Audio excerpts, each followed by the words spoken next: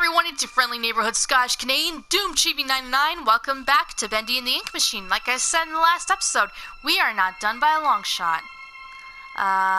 Select chapter. Let's go to the archives. Gonna check out everything. Okay, this is very, very small print. I had to get up for this. Welcome to the archives. Bendy and the Ink Machine began with when the developer/cartoonist known as the Meatly experimented with bringing a sketch 2D style into a 3D style world.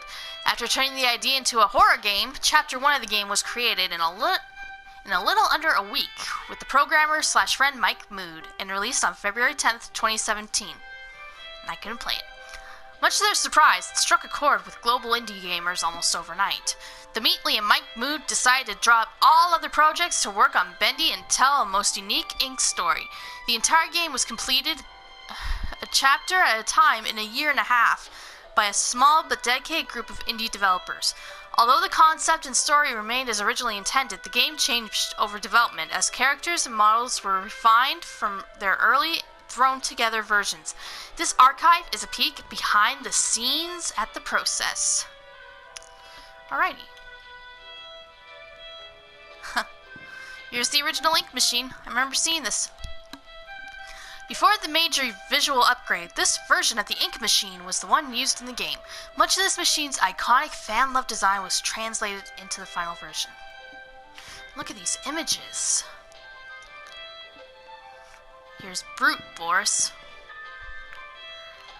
Alice Angel's monstrosity, Brute Boris, was one of the biggest surprises of Chapter 4. His design was roughly based on the Frankenstein monster, but with a more unfinished appearance. Alice took parts from within him and substituted things that his body is rapidly rejecting. I didn't want to fight him! Then we got Boris the Wolf, the pupper we came to know and love. Boris the Wolf was a friend to the end, and he was designed using various references from cartoons in the 1920s, a blend of West Coast and East Coast animation styles. This silent and supportive wolf won over the hearts of many. That is true. Although at times he was a headache for the development team due to his AI taking on a mind of its own during production. You sneaky little boy. I remember this one, Beta Boris. Papa was the original name of the character that eventually became Boris the Wolf. This early version was released with Chapter 1. He was quickly refined into the Boris we know today with the release of Chapter 2. And here's Tom. And here's both versions of Alice. Allison and Susie. We got the Butcher Gang, too. Oh, these guys gave me a headache. The Piper, Striker, and Fisher made up the dreaded Butcher Gang. Interestingly, the ink-corrupted versions of the characters were designed first, and then were reverse-engineered back into their more family-friendly cartoon forms. We got Sammy. Yeah, I remember this version of Sammy. With his first appearance in Chapter 2, fan favorite Sammy Lawrence became a terrifyingly entertaining character. When his slim build was deemed not threatening enough, he was redesigned and given a better skeletal rig for more advanced animation. Yeah, because he kind of looked, rubbery. Then we got this version. With one crazy bod that I think fangirls all over the place are going to be going, Okay, final Sammy.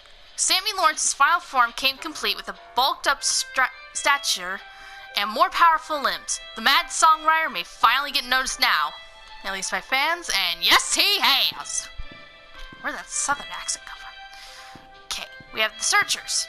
I remember the Beta Searchers. I've seen them on many a YouTube channel. Early in development, with just a few weeks to create Chapter 2, the Beta Searchers were designed in record time before being fully retooled later on. They were the first fighting enemies encountered in the game, and then they became... what a face. The Final Searcher. The Final Searchers were far more robust in appearance. They were smoother, with better ink effects, and a more human appearance. Here's Bertram. That face is still creepy. We'll start from over here. Huh? What's this? Henry Stein. Once an equal business partner of Joey Drew, Henry Stein was a talented animator and character designer until leaving the company around 1930. His place in Joey Drew's studio's history is somewhat undocumented, but he's often rumored to be the true creator behind many of the studio's most memorable characters. As you can see, this is our spot. Standing proud, trophy earned. Kidoki. Concept Bendy.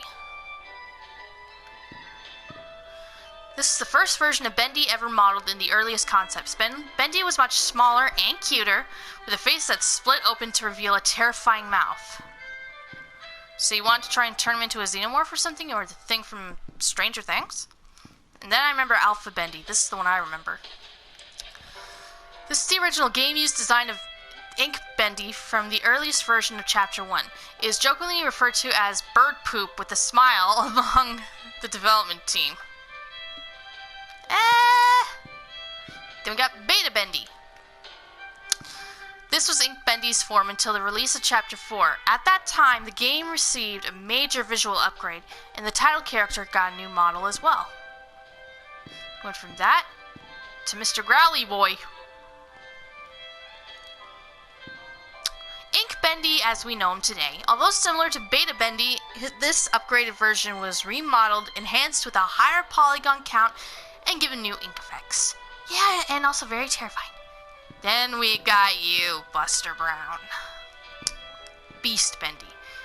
Ink Bendy's horrific final form in Chapter 5 pulled away the cartoon facade and revealed the demon within. Well, we've looked at all of them. Here's the poor searcher. I'm sorry, dude. Well, that's it. I'll just take my spot. We'll just look up to the ceiling. So, that's the archives. Done in one quick episode. It's just a little bonus goodie. Next up, we're doing the secret hunting.